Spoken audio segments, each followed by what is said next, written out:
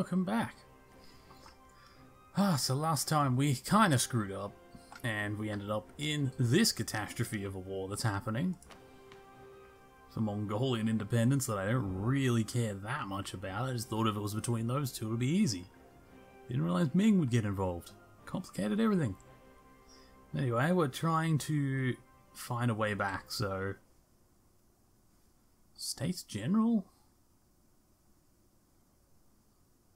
Actually, parliamentarism, because the parliament could be really good for getting colonists. Not that that's a concern right now. I'm not even going to worry about it right now, but, you know, I'm just saying. For colonization reasons, the parliament can actually be very powerful. It's part of what makes Britain so good as a colonizer. Because you can get an extra colonist through it.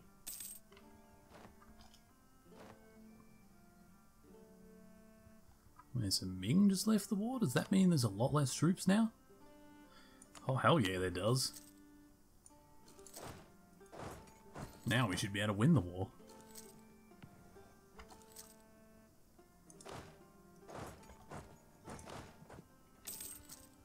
Retake these territory.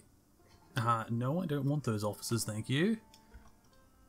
Also, why is my income down? Oh, because I don't have war taxes on, that's why. I already got Parliament.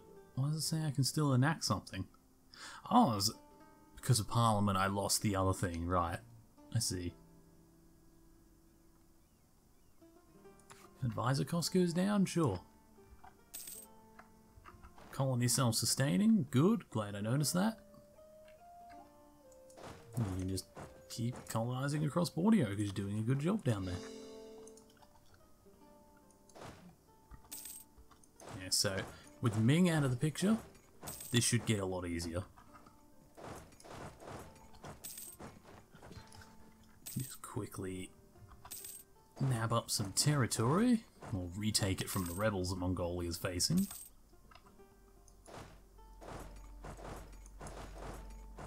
Yeah, I don't really care about their rebels. Let's just punch our way straight into eu4. Let's hurt eu4. So did they get independence or what? Seriously? You just quit? I was literally about to start punching eu4 there. Screw you, Mongolia. That was a complete waste of a war. Complete and utter waste of a war. Wasted my time there. Last time I vowed to help you, Mongolia. Alright, transporting ourselves across. Too few seats in the parliament. Let's get some parliament seats. So obviously our capital has one.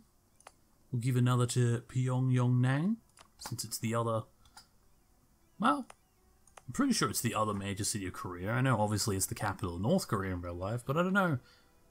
I admit I don't know a lot about the geography of modern day South Korea. Like, obviously Seoul is the biggest city there, which apparently back then was called Hanseong, which I can kind of understand how that might become Seoul over time.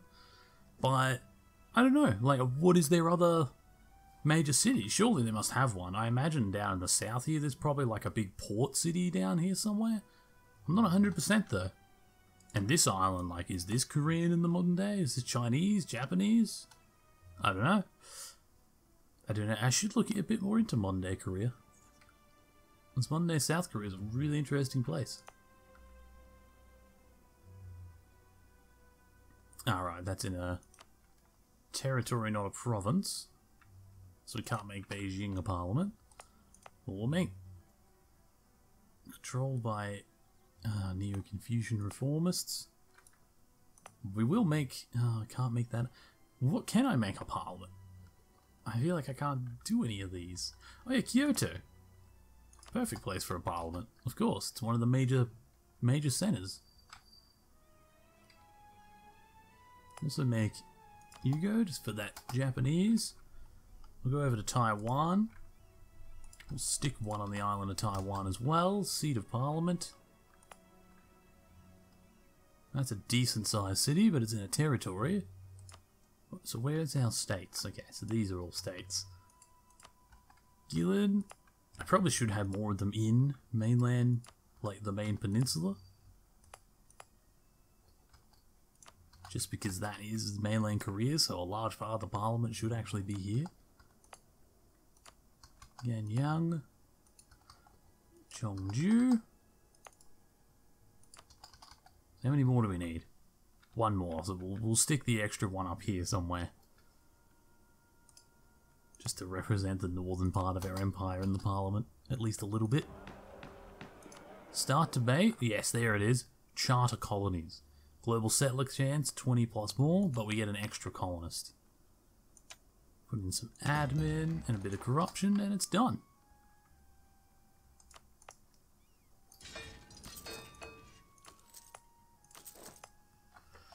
We'll just make another colonial army.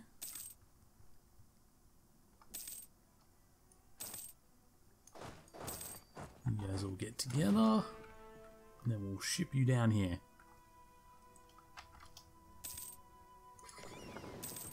And we'll send down the colonist.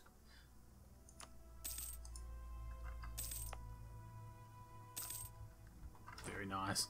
See, I intend to make basically what Japan's goal was. I want to make like a South Asian sphere where I just control Japan, hopefully eventually most of China, you know, northern Manchu area.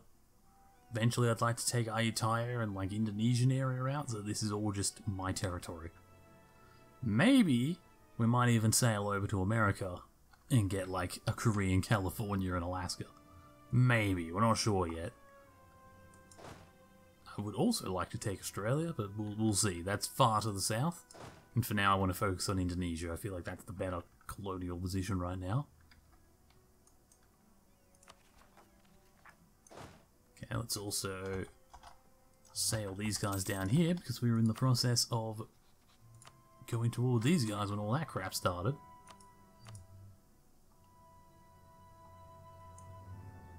So, Ryudzin? What's their capital? Kuzaku? Or Kuzakue? I don't know how you say it. Hitachi? Yep, and that's the 3. We'll start building a spy network in Ashikage as well, because that'll be the next target. At the end of this war, we'll expand further into Japan. Also, while we're at war with it, we're gonna go and explore further into the ocean. Just so we can see all the islands and stuff. Alright, declare war. We'll take their capital straight away. I don't know why their rebels came out to attack us before anything else, but okay. Apparently that fortress is going to be a problem for our movement, so we need to take it away. Give it back to Ashikage. Or liberate it, I suppose, would be the better term. Did they just sail away? What exactly just happened there? Nope, they moved around. Alright, both forces. Get in there and then reinforce. And we crush their main army. Let's finish conquering their northern provinces. Don't know why that guy lost his general all of a sudden, but that's fine. Take the war goal. New tech, new admin. So we can make something a state. Well, it should definitely be Beijing. North Hubei. That just feels like somewhere that we should be. Well, it should be a state, considering the size of Beijing as a city, even back then. Although, Beijing wasn't the capital back then, was it? Because back in these days, I believe Nanjing was the capital. I believe for a long time, China was ruled from here, not that far north. I don't actually know when Beijing became the capital. I think it was a bit after World War II. It was very late. It would have been like the 1950s that happened. That's kind of interesting as well. I don't know, Asia's a weird place because like I love Asian history, but it's also something that I just, you know, we didn't really learn any of that in school. Australians mostly just learnt, well, a lot of British history, and then we tried to focus in on late British Empire history, which, you know, was basically our history.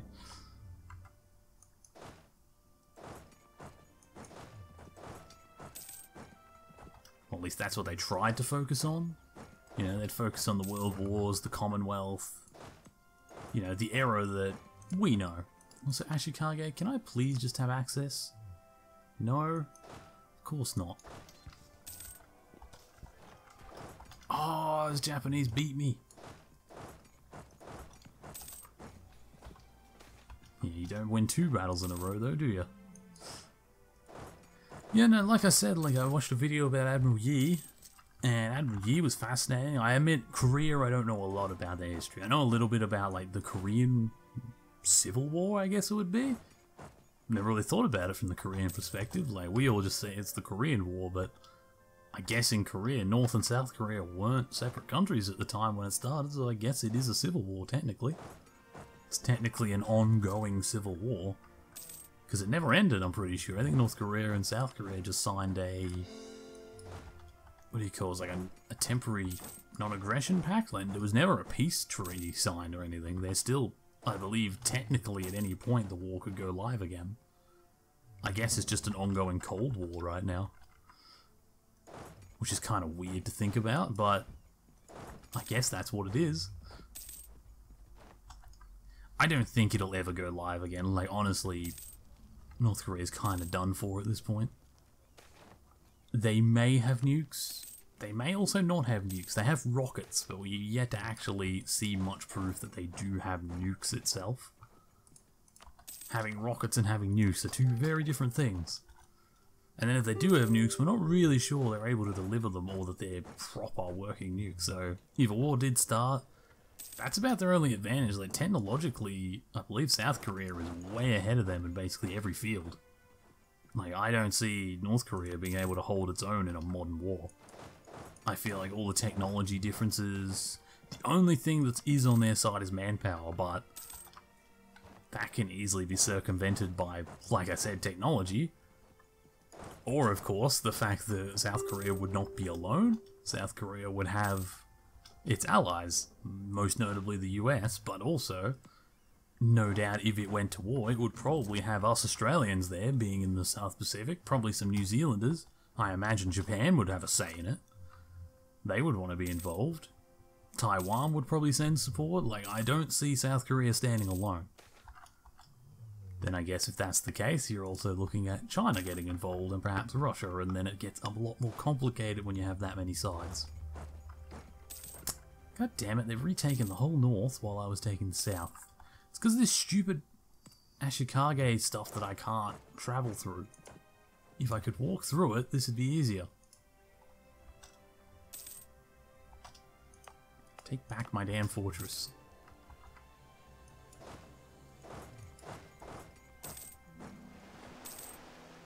Yeah, don't let them through. In fact, where's my fleet?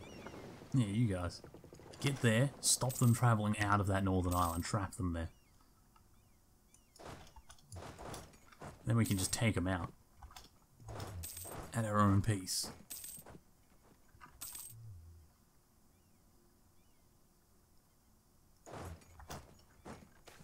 Come on. Need to retake the capital. So I can move around this damn area. There we go. Then take back Katachi, because that was the war goal. That'll give us lots of score again. Yeah, 50 to 76 immediately. Yeah, Sergei is screwed. They've got absolutely nothing on me now. I'm just spreading every turn. I do want to go deal with some of these rebels, though.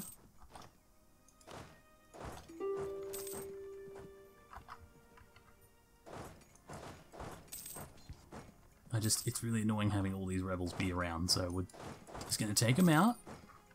That's also a fort, which is not helping our war score. Well, apparently they could cross, even with my fleet there. I didn't realise that. Let's stop them retaking their fort, because that would be a problem. Stop popping up in my damn face. I'm trying to fight a war. I think we just lost again. God damn it. Why do my armies keep losing? I guess Japanese are good at war, so they must have more bonuses than my men do. Stop giving me damn pop-ups.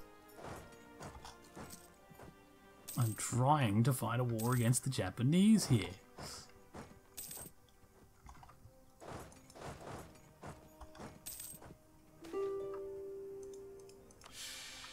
Nothing to worry about. We lost A stability. Alright, let's get another general. Let's march north and try and deal with that army of theirs. Yeah, there we go. Now it's dealt with. There we go. Alright. Yusugi, it's time to end this war. Out of interest, how much money do they have? 670 ducats. It's not bad. I don't know if I actually want to take it. We'll see how much territory we can take first. So I personally would like to unify the north. I think I can't even do that. Okay, well, we'll take as much territory as possible. Ban our infantry.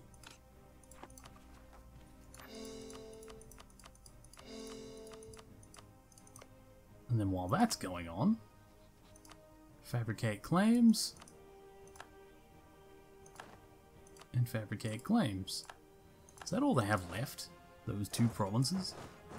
Okay, well, we'll quickly take them as well. Declare war.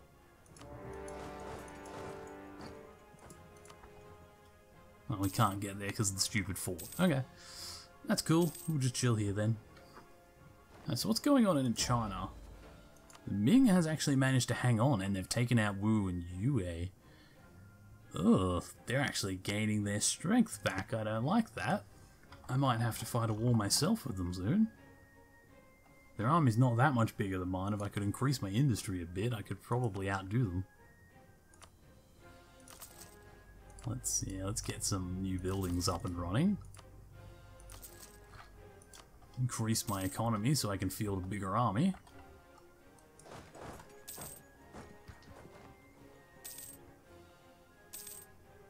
But taking over Japan is definitely worthwhile. Ashikage, we're done with you.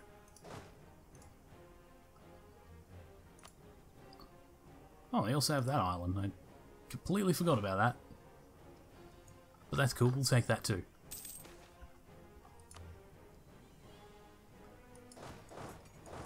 You know, not both armies, one will do.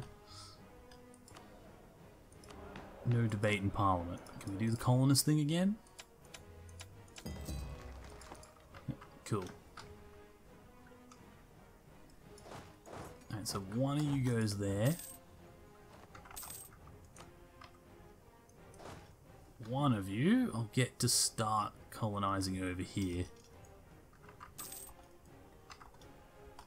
Yeah, I'll need the Navy to help you out.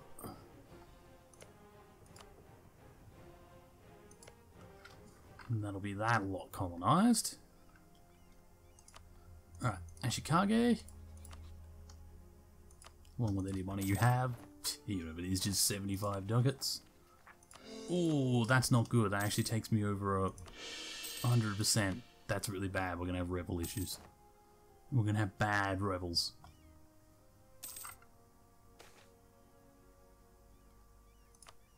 Hopefully it won't get too bad because they were mostly dealt with. I'm just going to send him back to mainland Korea. Yeah, there we go. Alright, so the rebels shouldn't get too bad because of that. Oh, I can see exactly the line that we can reach. They've explored a nice little line there. No, since he explored that, we'll go and explore the actual islands so we can see everything.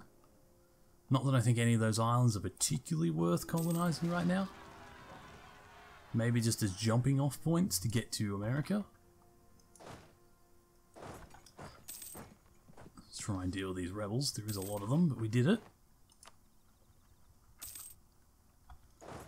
I mean, that's a large part of goddamn Japan. Like, that's well and truly over half of Japan is now belongs to us. Also, religion. Are we done harmonizing? We're not.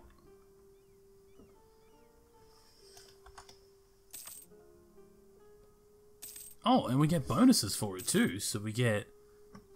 What did we get for Animist? National unrest down by 0.5. Well, that's cool. So once we harmonise with Shinto, we'll get infantry combat ability. That's really cool. What about India? They give me religious unity and tolerance of the faith. How about Islam? Trade efficiency and more unity. Okay. And the next one will probably be the Dharma group. Mostly because I don't think I'll own any... I was going to say I won't own any Islamic provinces to be able to do it, but I am also considering going to war with Brunei pretty soon. What are they allied with? Sulu? Well, yeah, I could take them out. That's just that little island. Versailles? I'm pretty sure we could beat them too. Luwu. These guys. You know what? Yeah, let's send down... Build a spy network. Also complete this. So we'll build a spy network, we'll attack Brunei, quickly take Sulu, and then send an army down here to these guys. It'll help us unify this island a little faster, and we'll take Sulu. We'll take some of Versailles. We won't be able to take much of it, but we'll take a bit. We'll probably try and take this back bit, so that we can colonise these. And it'll give me a bit more of a hold on Indonesia, where I can sort of stranglehold that area for the trade. But anyway, thank you for watching. In the next part, we will probably go to war with Brunei, and we might go to war with Ming. If not, probably Huxi. I am thinking that. I don't know yet. I don't know what my goal is, but in any case, we're going to keep expanding. Korea needs to keep expanding until we're a world power. Which, speaking of, we are a world power. We're the number 8. Ming is number 4, so it is ahead of us, but we're number 8. That's impressive. It's 1548 and we've managed to bring ourselves up above most of the European powers. Oh, but the Commonwealth has formed. How far? Oh, we can't see very far west. Okay. Anyway, thank you for watching.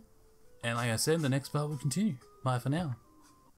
Hey people, good to see that some of you made it to the end of the video. I hope you enjoyed it. If you enjoyed this content, there should be much more like it on my channel. Feel free to subscribe to see some more. Check out some of my links in the description. I stream on Twitch 3-4 days a week. And yeah, I hope you enjoyed it. I'll put some links for some other videos on the screen that you can enjoy now. See you all in the next one, I hope.